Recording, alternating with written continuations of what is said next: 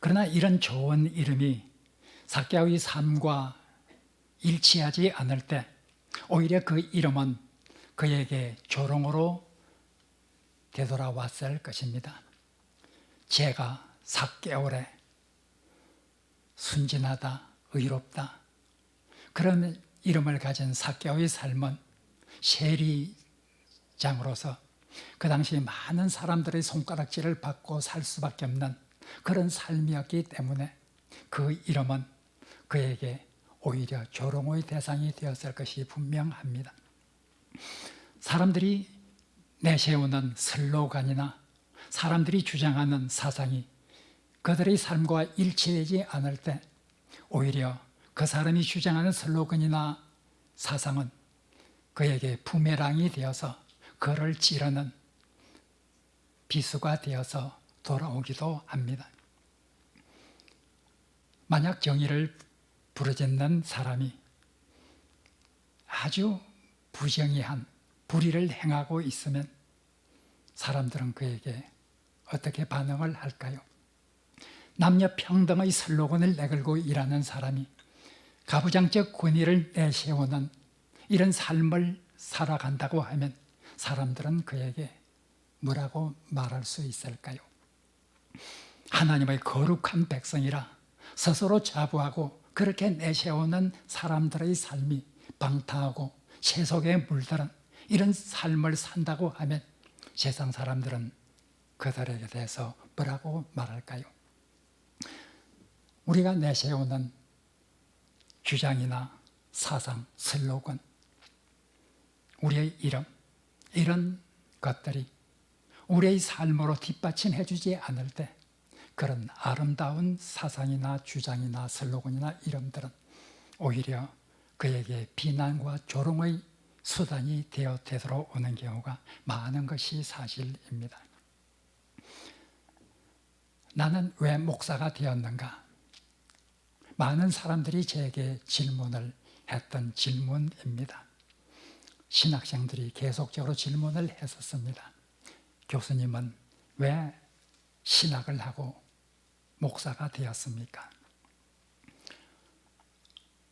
저는 대답하지 않았습니다. 그것이 앞으로 부메랑처럼 나를 공격하는 무기가 될 수도 있을 것이기 때문에 내가 신학을 공부하고 목사가 된 그 동기와는 나의 삶이 일치하지 않음으로 인해서 오히려 그것이 나에게 조롱의 수단이 될 수밖에 없는 것을 알고 있기 때문에 거기에 대해서 대답을 할 수가 없었습니다.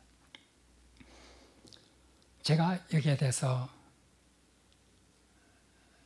공식적인 자리가 아닌 곳에서 여기 질문에 대해서 대답을 한 것은 아마 처음 대답한 것은 한일장신대에 와서 몇 년이 지난 다음 제가 지도교수로 있던 그 학생들과 함께 지리산 천왕봉을 2박 3일로 등반을 하게 되었는데 첫날 저녁 지리산 중턱에 텐트를 치고 그날 저녁 모닥불을 피우고 담화하면서 한 학생이 저에게 질문을 했습니다. 왜 교수님은 목사가 되었습니까? 도저히 그 당시 그냥 대답을 않고 지나갈 수 없는 분위기길래 그때 대답을 한 것이 아마 제가 기억하기로는 첫 번째 그 대답을 한 그런 경우일 것입니다. 설교를 하거나 강의를 하면서 제가 왜 목사가 되었는가를 사람들에게 이야기한 것은 그런 자리에 이야기한 것은 작년 11월 13일 광주 서석교회에서 한 것이 처음으로 기억이 됩니다. 서석교회에서 말씀을 부탁받고 말씀을 준비를 했는데 집회의 말씀을 준비를 했는데 바로 전날 이 집회는 간증 집회입니다. 간증을 해주시면 좋겠습니다. 준비한 원고를 대대적으로 바꿀 수밖에 없었고 이제 간증을 해야 된다고 하는 이 요청 때문에 어쩔 수 없이 나는 왜 목사가 되었는가 하는 것으로부터 간증을 시작을 한 적이 있습니다. 참으로 내 자신을 바라볼 때 내가 왜 목사가 됐는가를 말한다고 하는 것 너무나 어려웠습니다. 나는 왜 목사가 되었는가? 초등학교 때부터 교회를 다니기 시작했지만은 예수 그리스도에 대해서 보다 분명히 믿고 예수 그리스도에 대해서 그 진리에 대해서 깊이 깨닫게 되기 시작한 때는 대학생 시절이었습니다. CCC에서 활동을 하면서 순장의 책임을 맡고 성경을 연구해서 수련들에게 가르치는 이런 일을 하였습니다. 성경을 공부하면 공부할수록 하나님은 사랑이라 하나님의 은총과 하나님의 사랑에 대해서 깊이 느끼게 되고 깨닫게 되었습니다. 대학 시절 늦은 밤 기숙사 옥상에 가서 내 구주 예수를 더욱 사랑이라고 하는 이 찬송을 얼마나 많이 불렀는지 지금도 생생히 기억하고 있습니다. 군대를 갔습니다. 대학을 졸업한 후 군대를 갔을 때 제가 몇 가지 질병으로 인해서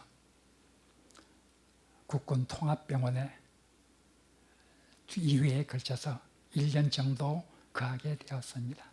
그때 성경을 많이 읽을 수 있는 시간이 제게 주어졌습니다. 성경을 많이 읽었습니다. 그리고 그 병원 교회의 신우 회장직을 맡아서 성경을 연구해서 성경을 가르치는 이런 일도 하게 되었습니다. 제가 성경을 읽으면 읽을수록 성경을 연구하면 연구할수록 성경을 가르치면 가르칠수록 제 마음속에 계속해서 들어오는 확신은 하나님은 사랑이시라 하는 것이었습니다. 하나님의 은총과 하나님의 사랑이 얼마나 큰지 이것을 느끼게 되었습니다. 군대를 나와서 직장 생활을 하면서 서울에 있는 한 조그만 교회에서 아동부, 중고등부 이렇게 맡고 있었고 지도교육자가 없었기 때문에 제가 말씀을 준비해서 설교를 하였습니다. 말씀을 준비하며 설교를 하는 이 과정 가운데서 계속적으로 제 속에는 하나님의 사랑을 전하는 이런 것이 중요하다는 것을 깨닫게 되고 드디어 저는 신학을 해야 되겠다. 사랑을 전하는 이런 목회자가 되어야 되겠다. 결심을 하였습니다. 제 아내에게 이야기를 했습니다. 제 아내는 목사님의 딸로서 제 장인 어른이 천국을 다니면서 경기도, 강원도, 전라남도, 전라북도, 경상남도, 경상북도 천국을 다니면서 개척을 했던 이런 목사님이었고 제 아내는 그런 목사님의 사모가 된다는 것이 얼마나 어려운지 그런 목사님의 자녀로서 살아가는 것이 얼마나 어려운지를 생생하게 경험했기 때문에 저의 신학을 하겠다는 여기에 대해서 결렬히 반대를 하였습니다. 아내를 설득해서 결국은 신학을 하게 되었습니다. 신학을 하면서도 제 마음속에 계속해서 확신이 드는 것은 사랑을 전하는 것이 얼마나 중요한지 하는 것이었습니다.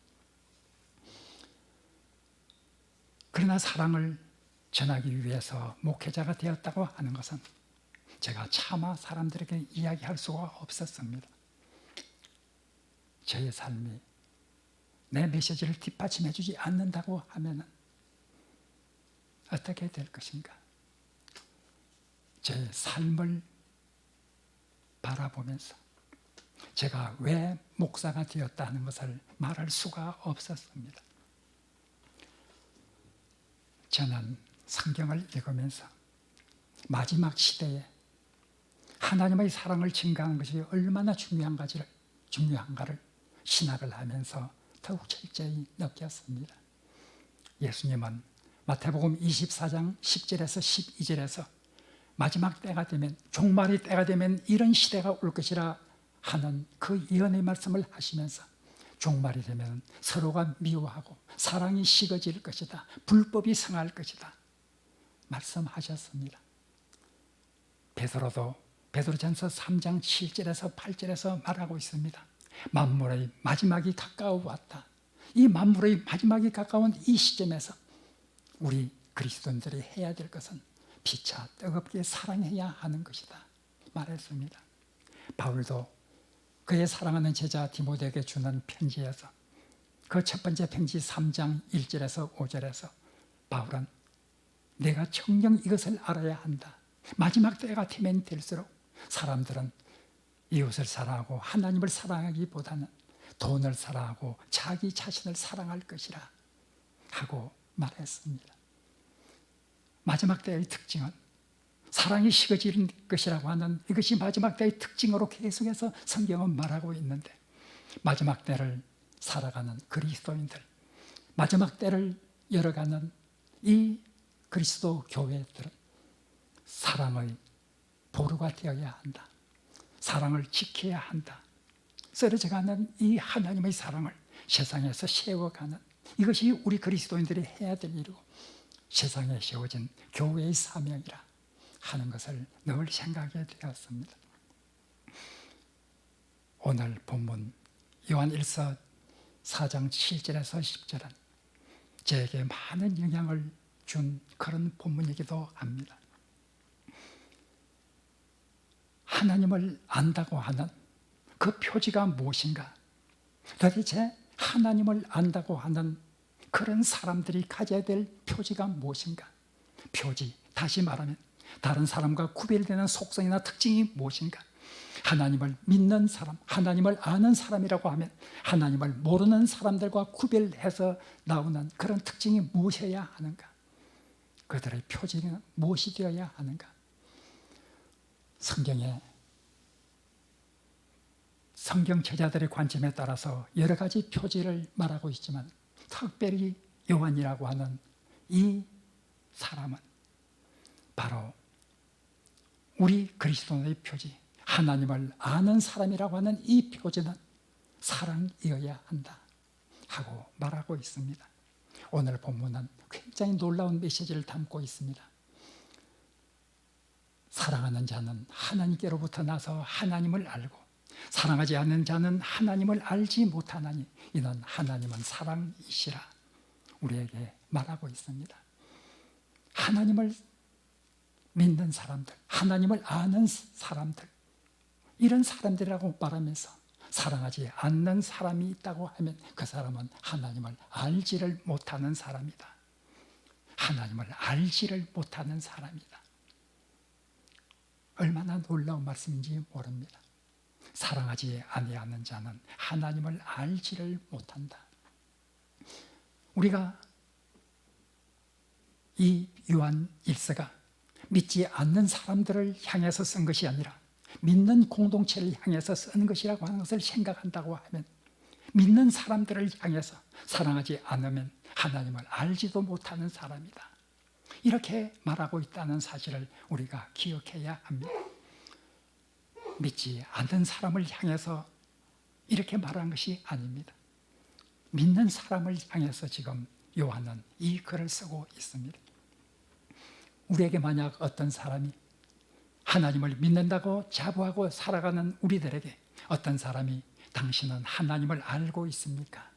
하면은 아마 불쾌할 것입니다. 하나님을 아니까 믿지 하나님을 모르고 어떻게 믿느냐? 내가 믿는 사람으로서 나에게 하나님을 아느냐 묻는다고 하는 것이 얼마나 무례한 것인가 이렇게 생각할 수도 있을 것입니다. 하나님을 깊이 아십니까? 하나님을 온전히 아십니까? 이렇게 묻는다고 하면 그래도 이해가 되겠는데 그런 것이 아니라 하나님을 알고 있습니까? 이렇게 묻는다고 하면 얼마나 불쾌할 것인지 많은 사람들은 불쾌할 것입니다. 그러나 요한일서는 분명히 우리들에게 말하고 있습니다. 사랑하지 않는 사람들은 하나님을 알지 못하고 있기 때문이라.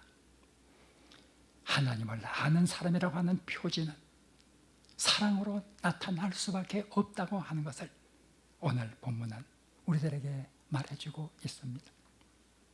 하나님을 알고 있습니까? 우리는 하나님을 알고 있는 사람들입니까? 알다라고 하는 이 말의 의미를 우리가 먼저 알아야 합니다.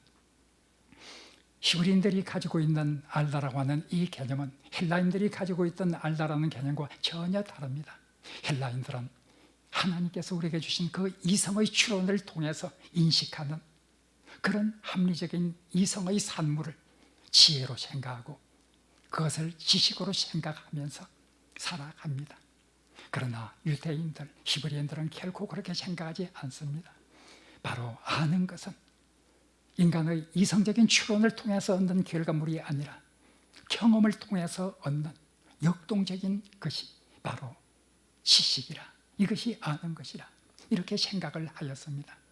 누가복음 1장에 보면 천사가 마리아에게 나타나서 수태할 것을 고지를 합니다. 그때 마리아가 천사에게 말합니다. 나는 남자를 알지 못하니 어찌 이런 일이 나에게 있으리요. 마리아가 남자를 아무도 모른다는 말입니까? 마리아는 내가 남자를 경험하지 못했는데 어떻게 내가 아기를 낳는다는 말입니까? 히브리인들이 가지고 있던 그 안다고 하는 개념을 가지고 지금 이야기를 하고 있습니다. 성경은 우리들에게 말합니다. 우리가 안다고 하는 것은, 우리 특별히 하나님에 대해서 안다고 하는 것은 결코 인간의 이성을 통한 추론을 통해서 얻어지는 것이 아니라고 말하고 있습니다. 우리가 인식하는 것, 그것이 우리가 아는 것이고 그것이 우리가 믿는 믿음이라고 한다고 하면 귀신이 가장 믿음이 강한 존재라 이렇게 말할 수밖에 없을 것이다. 성경은 그렇게 말하고 있습니다.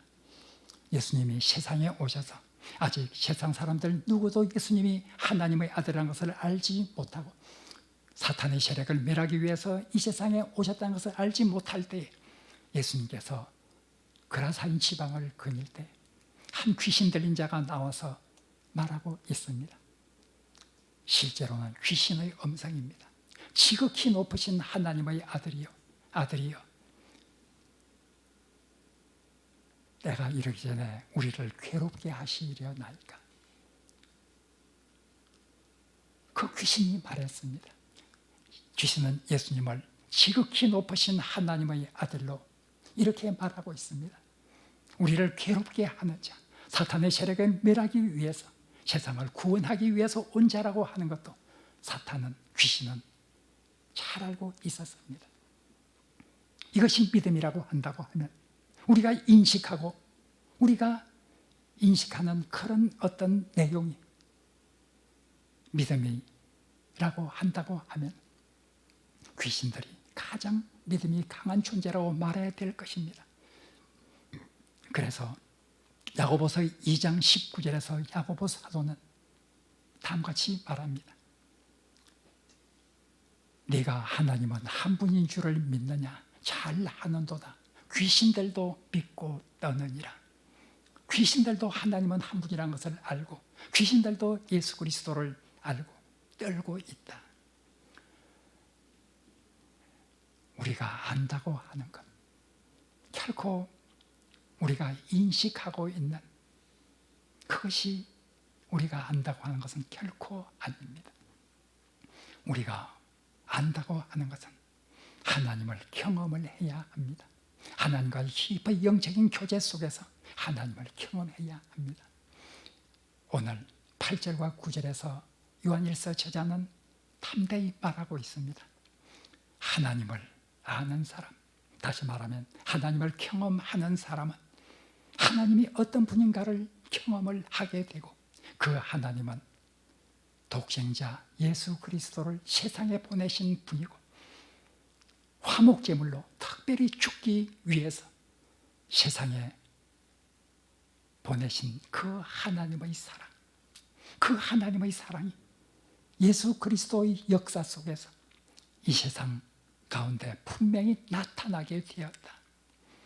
하나님을 경험했다고 하면 이런 하나님의 사랑을 경험할 수밖에 없고, 이런 하나님의 사랑을 경험한 사람은 사랑할 수밖에 없게 되는데, 사랑하지 않는 사람은 하나님을 알지 못하기 때문이라, 하나님과의 깊은 교제 속에서 하나님을 경험하지 못했기 때문이라 오늘 본문은 우리들에게 말하고 있습니다. 하나님을 아는 자들의 표지가 무엇인가? 요한 1서 저자는 사랑이다. 사랑이 바로 하나님을 아는 자들의 표지가 되어야 한다 하고 말하고 있습니다. 요한 1서에서 사랑이야말로 바로 하나님을 믿는 자들의 표지, 하나님을 아는 자들의 표지가 되어야 할 뿐 아니라, 같은 저자가 쓴 요한복음에서는 바로 교회의 표지도 사랑이어야 한다, 세상에 나타낼 수 있는 교회의 표지도 사랑이어야 한다 하는 것을 계속해서 말하고 있습니다. 요한복음 13장 35절에서 요한은 다음과 같이 말하고 있습니다. 너희가 서로 사랑하면 이것을 보여줌으로써 세상 사람들이 너희가 내 제자인 줄 알게 될 것이다.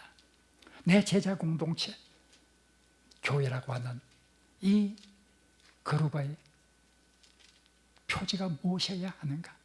세상 사람들이 그들을 보고 저들이 예수 그리스도의 제자라고 하는 것을 무엇을 통해서 보여줘야 하고, 어떤 표지를 통해서 알려주어야 하는가?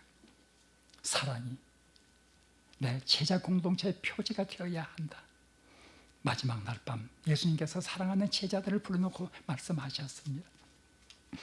마지막 날 밤 예수님께서 제자들을 위해서 하나님께 간절히 기도하는 그 기도의 내용이 요한복음 17장에 기록되어 있습니다. 17장 21절과 17장 23절에 보면 너희들이 하나가 되어서 사랑하는 그것을 가지고 세상으로 하여금 하나님을 증언해야 한다. 세상 사람들에게 하나님을 알려줘야 한다. 하나님의 사랑을 알게 해야 한다. 하나님이 예수 그리스도를 보냈다고 하는 것을 알게 해주어야 한다. 너희 사랑의 공동체가 되어서, 내 제자 공동체는 그런 공동체가 되어서 세상 사람들에게 이런 표지를 가지고 내 제자라는 것을 보여주어야 하고, 이런 표지로서 세상 사람들에게 하나님의 사랑을 증언해야 하고, 세상 사람들에게 하나님이 독생자 예수 그리스도를 보내심을 증언해야 한다. 요한은 계속해서 말했습니다. 교회의 표지는 사랑이어야 한다는 것입니다. 하나님을 아는 사람의 표지, 하나님을 아는 사람들의 그룹, 즉 교회의 표지는 사랑이어야 한다. 요한은 그의 편지나 복음서를 통해서 계속 강조를 하였습니다.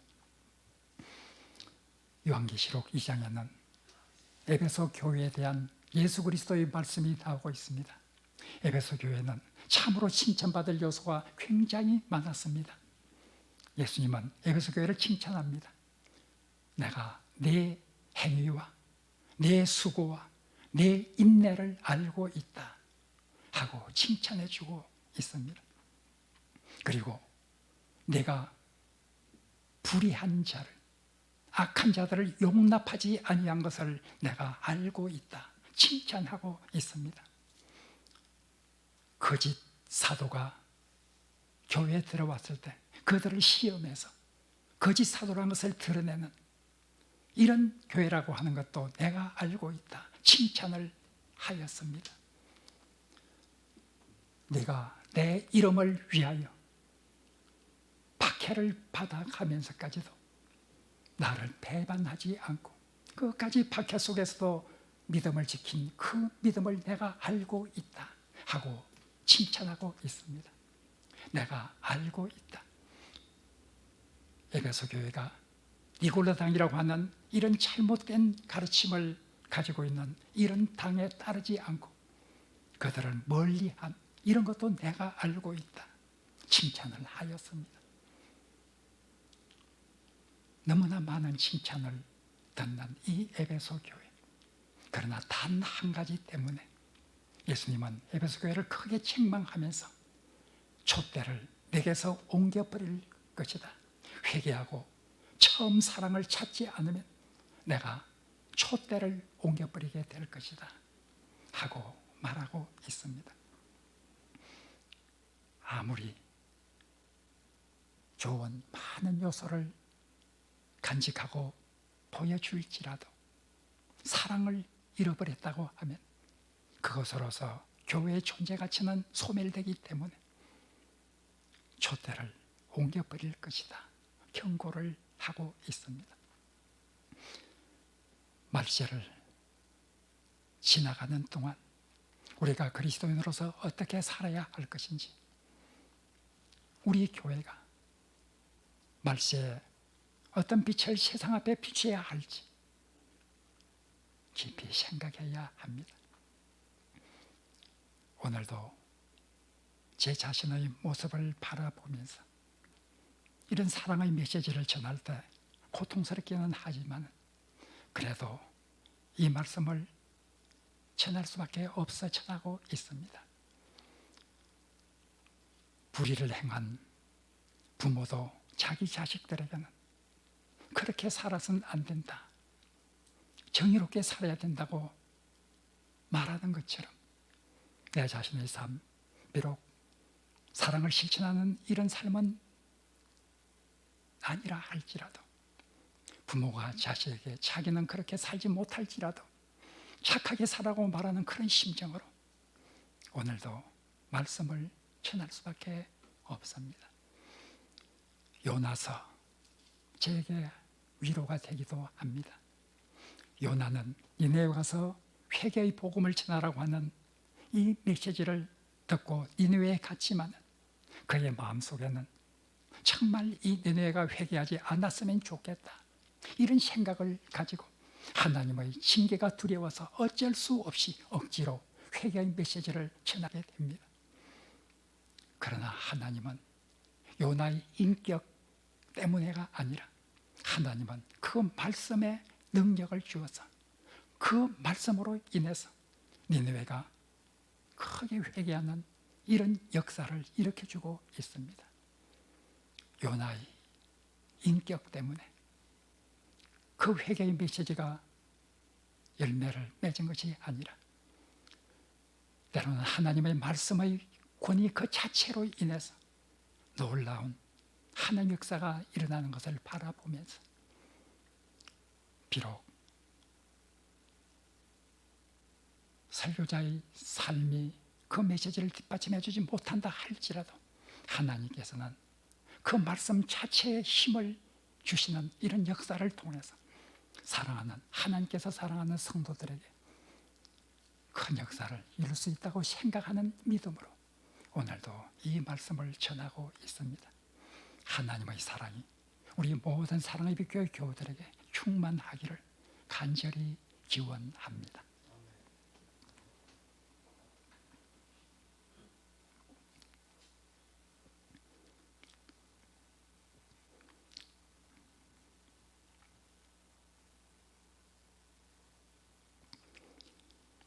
하나님, 오늘 말씀을 통해서 우리에게 주신 하나님의 메시지를 우리가 깊이 생각하며 참으로 마지막 시대를 살아가는 하나님의 백성으로서 마지막 시대에 세상의 빛을 비추는 하나님의 교회로서 우리에게 주어진 그 사명, 그 본분 잘 감당하게 하게 하여 주옵소서. 예수님 이름으로 기도합니다. 아멘.